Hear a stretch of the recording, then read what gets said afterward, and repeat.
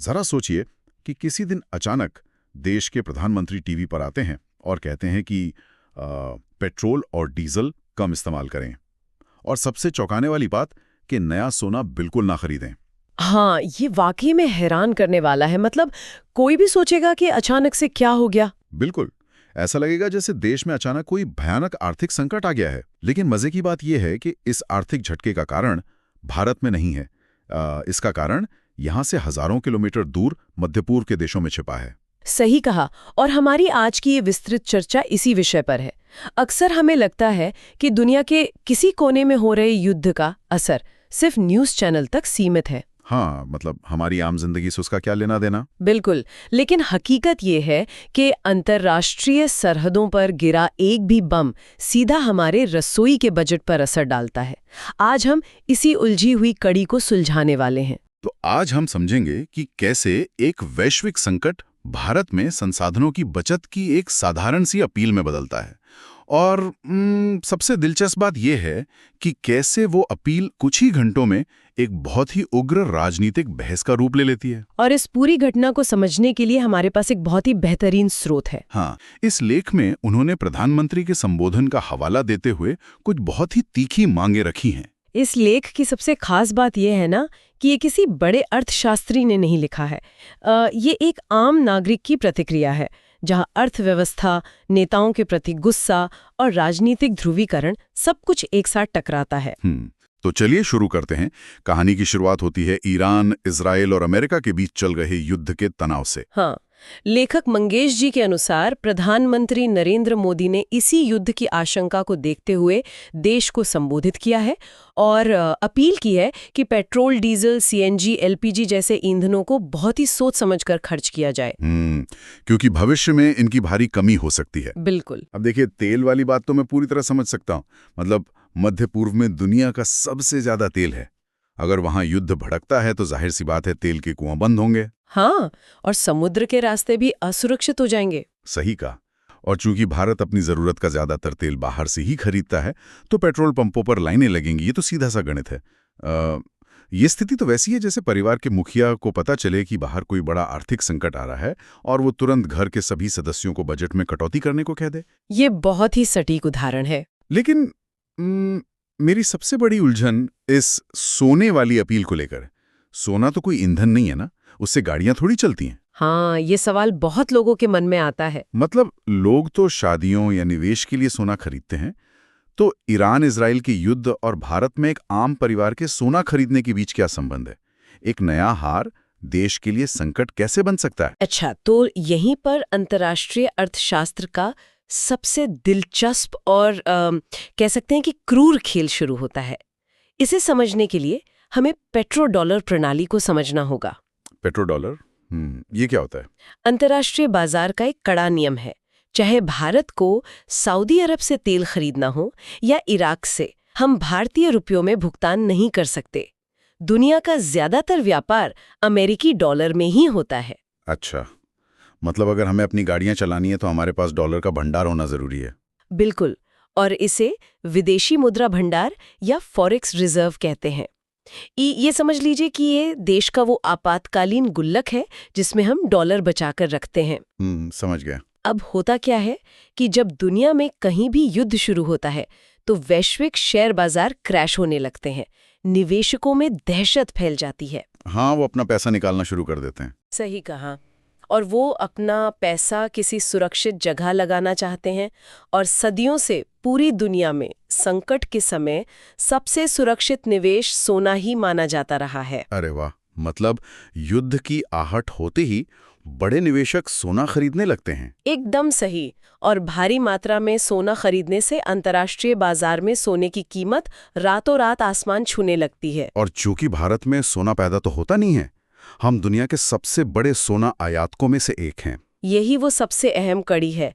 देखिए, जब भारत का कोई नागरिक बाजार जाके नया सोना खरीदता है तो वो ज्वेलर को तो रुपए देता है, लेकिन उस ज्वेलर ने वो सोना अंतर्राष्ट्रीय बाजार से अमेरिकी डॉलर देकर खरीदा होता है। अच्छा, तो मतलब अप्रत्यक्ष रूप से हमारे देश का डॉलर बाहर जा रहा है। बिल्कुल।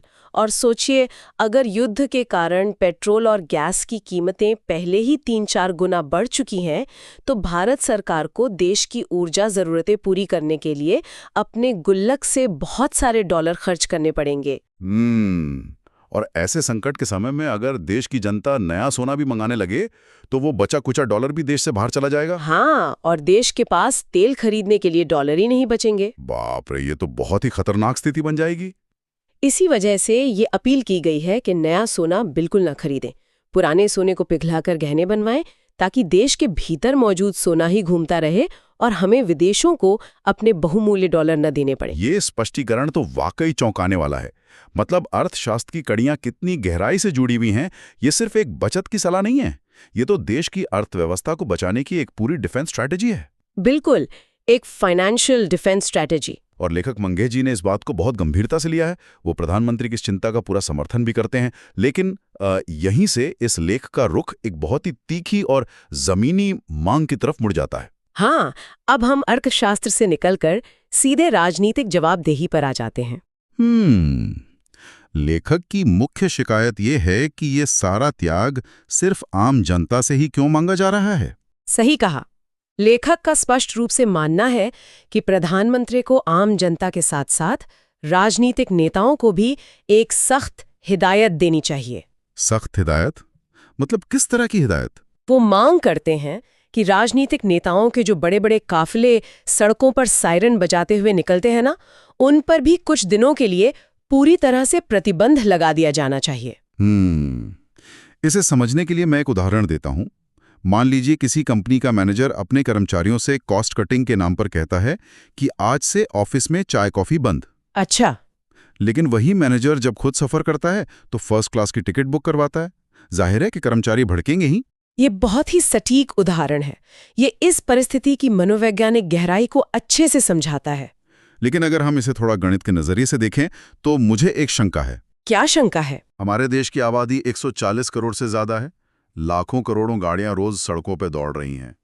पूरे देश में मंत्रियों और नेताओं के जितने भी काफिले होंगे, उनका जो ईंधन खर्च है वो इस 140 करोड़ की आबादी के सामने तो समुद्र में एक बूंद के बराबर होगा, है ना? जी बिल्कुल, गणित के हिसाब से आप सही कह रहे हैं। तो अगर सारे काफिले 1 महीने के लिए रोक भी दिए जाएं, तो भी क्या उससे इतना तेल बच जाएगा कि देश ईरान इजराइल युद्ध के संकट से बाहर आ जाए?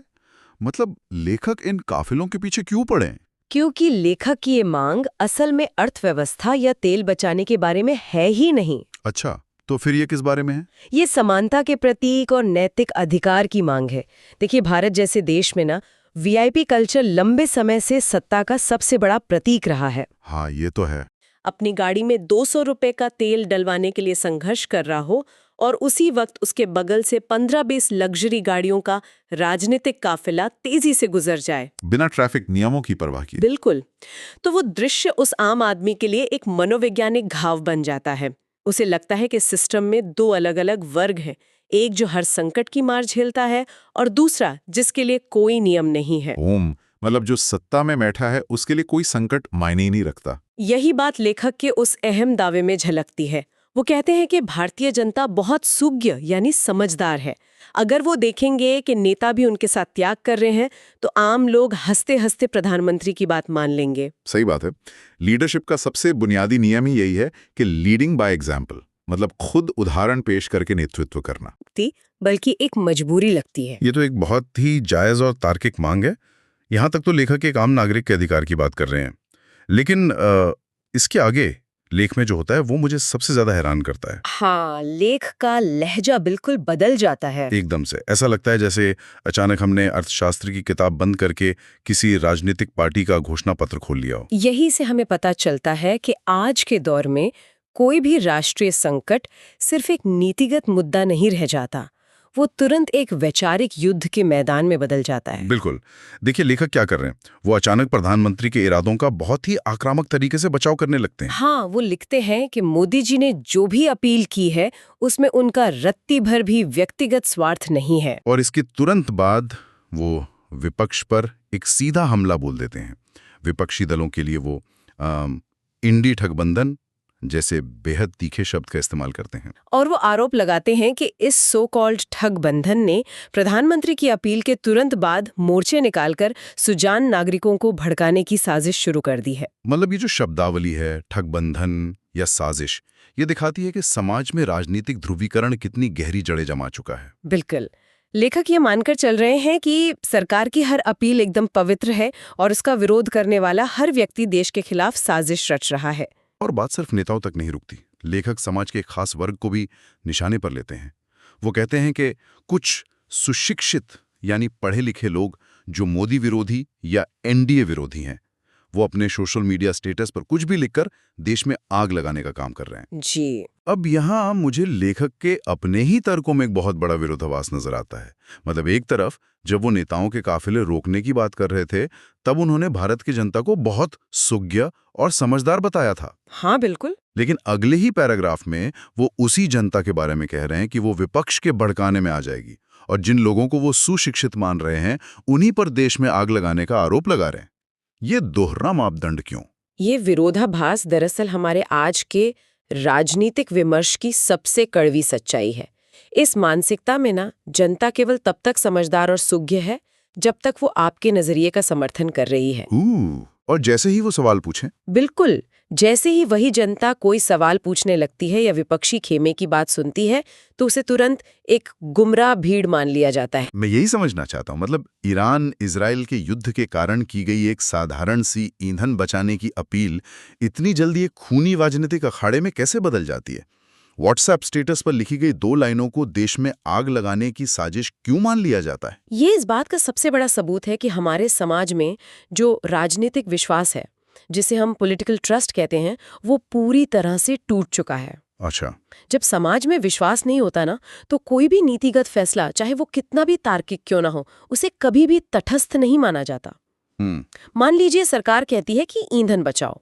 सरकार के समर्थक इसे एक महान और राष्ट्रहित का कदम मानेंगे। वो इसे देशभक्ति की कसौटी बना देंगे। लेकिन जो आलोचक हैं, वो तुरंत इसके पीछे छिपे मकसद ढूंढने लगेंगे। हाँ, वो कहेंगे कि सरकार अपनी आर्थिक नाकामियों को छुपाने के लिए युद्ध का बहाना बना रही है। बिल्कुल। और इसी अविश्वास के कारण शब्दों में इतनी आक्रामकता आ जाती है। जब दोनों पक्ष एक दूसरे को सिर्फ दुश्मन के रूप में देखते हैं, तो स्वस्थ बहस की कोई गुंजाइश ही नहीं बचती। सही कहा। लेखक का गुस्सा उन सुशिक्षित लोगों पर इसलिए है क्योंकि आज के इस ध्रुवीकृत माहौल में सरकार की किसी भी अपील पर सवाल उठाना ही एक अपराध मान लिया गया है। ये अब सिर्फ पेट्रोल बचाने की बात नहीं है, ये इस बात का टेस्ट बन गया है कि आप देश के साथ हैं या खिलाफ। मतलब अगर आप सवाल करते हैं तो आप आग लगा रहे हैं। हाँ, ये दिखाता है कि युद्ध अब सिर्फ सीमाओं पर नहीं लड़ा जा रहा, बल्कि लोगों के स्मार्टफोन की स्क्रीन पर, उनके व्हाट्सएप स्टेटस के जरिए लड़ा जा रहा है। यह सचमुच एक बहुत ही जटिल और डरावनी स्थिति है। मतलब हम एक भू राजनीतिक युद्ध की आहट से शुरू हुए थे और अब हम अपने ही लोगों के बीच एक गहरे वैचारिक युद्ध के बीच खड़े हैं। बिल्कुल सही कहा आपने। तो अगर हम आज की इस पूरी चर्चा के मुख्य धागों को एक साथ पिरोने की कोशिश करें तो तस्वीर कुछ इस तरह बनती है। हमने शुरुआत की थी एक बहुत ही वास्तविक संकट से, मध्य पूर्व में मंडराते युद्ध के बादलों से, जिसके कारण भारत में पेट्रोल और सोने की कमी की आशंका पैदा हुई। जी। हमने समझा कि कैसे पेट्रो डॉलर की व्यवस्था ये तय करती है कि हमें अपना सोना खरीदना रोककर अपने डॉलर क्यों बचाने चाहिए। और उसके बाद हमने ये भी देखा कि कैसे त्याग और बचत की अपील एक तरफा नहीं रह सकती।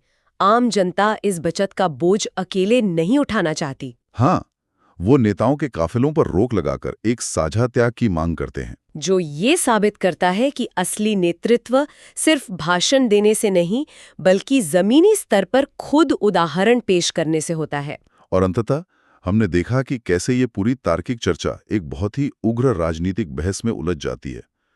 लेखक एक तरफ प्रधानमंत्री के इरादों का बचाव करते हैं तो दूसरी तरफ विपक्ष को ठग बंडन कहते हैं और सोशल मीडिया पर सवाल उठाने वाले लोगों पर माहौल बिगाड़ने का आरोप लगा देते हैं। मतलब एक साधारण सी बात पूरी तरह से राष्ट्रहित बनाम विपक्ष की साजिश के दलदल में डूब जाती है। ये पूरा विश्लेषण हमें ये सोचने पर मजबूर करता है कि कैसे एक बटे हुए माहौल में संकट का असली समाधान ढूंढने से ज्यादा ऊर्जा एक दूसरे की नीयत पर शक करने में खर्च हो जाती है। बिल्कुल, जो हमें आज की इस चर्चा के अंत में एक बहुत ही गंभीर विचार के साथ छोड़ जाता है।